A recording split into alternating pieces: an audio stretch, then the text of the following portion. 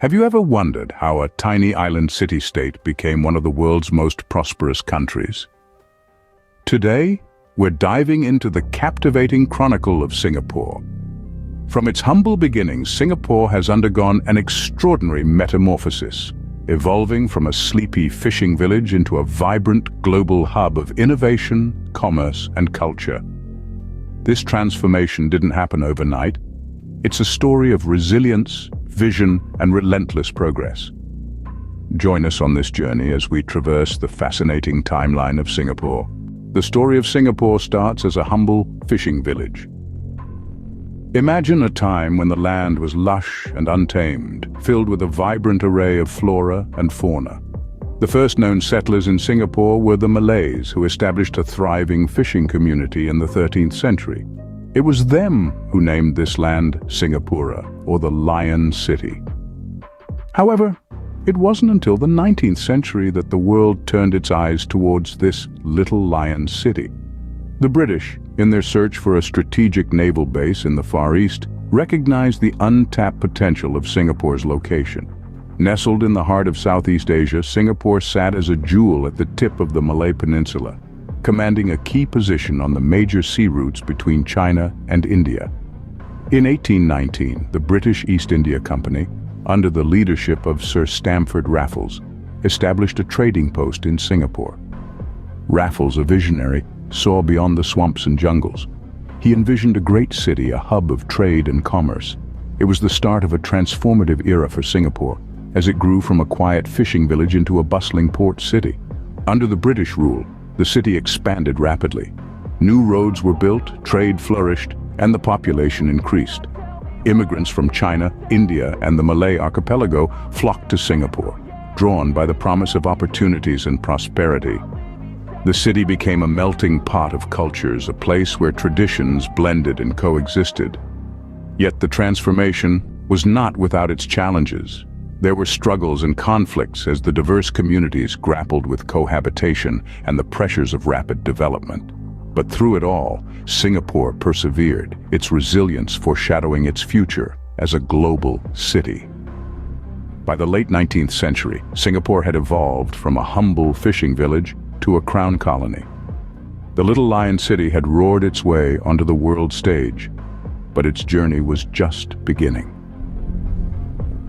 A new chapter was about to begin with the arrival of Sir Stamford Raffles in 1819. With the arrival of Sir Stamford Raffles, Singapore embarked on the path of modernization. In the early 19th century, this visionary British statesman saw potential in the sleepy fishing village of Singapore. Recognizing its strategic location at the heart of the East Indies, Raffles envisioned a thriving international port that would serve as a hub for British trade in the region. He saw Singapore as the perfect junction between the East and the West, a crossroads where cultures could mix and business could flourish. In 1819, Raffles established a British trading post on the island, marking a pivotal moment in Singapore's history. This new port, equipped with modern facilities, beckoned traders from around the globe. Chinese, Indian, and Arab merchants, among others, flocked to Singapore, transforming its landscape and demographic profile. This influx of diverse cultures not only enriched the local society, but also set the stage for Singapore's multicultural identity that we know today.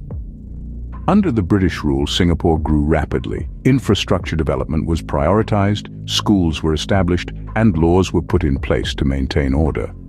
The island's population surged, and its economy boomed. By the turn of the 20th century, Singapore had shed its humble origins and had become a bustling metropolis, a testament to Raffles's vision. Yet, the island's prosperity was not without its challenges. As Singapore's importance in the region grew, so did its strategic value to foreign powers. Tensions were rising globally, and the island was not immune to these geopolitical shifts. While Singapore was busy building its future, the world was preparing for a conflict that would change everything. The island's strategic location, once its greatest asset, was now drawing the attention of forces that threatened to shatter its hard-earned prosperity. While prosperity was growing, the winds of war were brewing.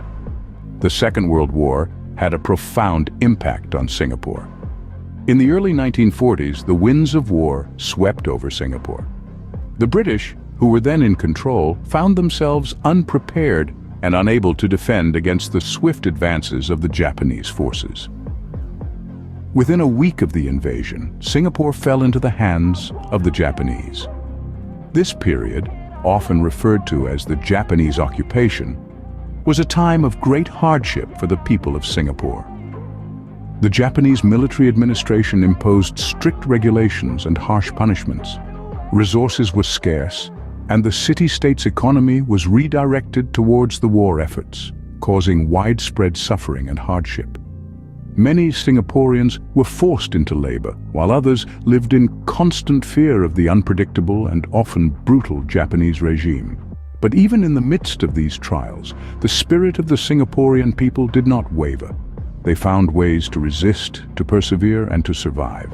Stories abound of their resilience and ingenuity, of secret radios hidden away to receive news from the outside world, of underground movements working quietly to undermine the Japanese forces. Following the end of World War II, the city-state was returned to British control, but the impact of the Japanese occupation was already deeply ingrained. The war had exposed the vulnerabilities of British colonial rule and awakened a strong sense of nationalism among the people of Singapore. The post-war period saw a surge in political activity. New parties were formed, and demands for self-governance grew louder. It was clear that the people of Singapore were no longer willing to be passive subjects of colonial rule. They wanted a say in their own future, a voice in their own affairs. The hardships of the war years had brought about a fundamental shift in the political landscape of Singapore. It had stirred within the people a determination to shape their own destiny. The end of the war led to a renewed desire for self-governance. The post-war period was a transformative time for Singapore. In the years following the Second World War, Singapore found itself on a tumultuous journey towards sovereignty. The island was handed back to British rule, but the scars of war had sparked a desire for self-governance among its people. This led to the formation of political parties, with the People's Action Party, or PAP, emerging as a prominent force under the leadership of Lee Kuan Yew. In the early 1960s, the dream of independence seemed to be in sight, albeit not in the way originally envisioned. Singapore merged with the Federation of Malaya, Sarawak, and North Borneo, forming the Federation of Malaysia. This merger was seen as a strategic move, promising economic stability and defense against potential threats. However, this marriage of nations was fraught with difficulties. Deep-seated racial and political tensions, primarily between the Malays and the Chinese, led to social unrest. Economic disputes further strained the relationship, and the vision of a united Malaysia began to crumble. This tumultuous chapter culminated in a momentous event on the 9th of August, 1965. Singapore was expelled from the Federation, a move that shocked the world and the people of Singapore. Lee Kuan Yew famously addressed the nation on television, his eyes brimming with tears as he announced the separation. It was a moment of despair, but also a moment of fierce determination. In the face of this monumental challenge, Lee Kuan Yew and his team worked tirelessly to establish Singapore as a sovereign nation. They navigated economic hurdles, racial tensions, and geopolitical threats with strategic precision and unwavering resolve. Under their leadership, Singapore began to carve out its unique identity on the global stage. On the 9th of August 1965, Singapore emerged as a sovereign nation. It was a milestone marked by tears, sweat, and an indomitable spirit. The road to independence was a hard-fought journey, a testament to the resilience and tenacity of a people determined to shape their own destiny. From a fishing village to a global hub, Singapore's journey has been extraordinary. Now, the Lion City roars with life and vibrancy, holding a prominent position on the global stage. It's a bustling metropolis, shimmering with skyscrapers, and the pulse of commerce and innovation is palpable in its air. Singapore's economic achievements are nothing short of remarkable. It's a thriving financial hub, home to some of the world's largest corporations, and a key player in global trade. Its port is one of the busiest in the world, and its airport, a gateway connecting the East and the West. But what truly sets Singapore apart is its multicultural society.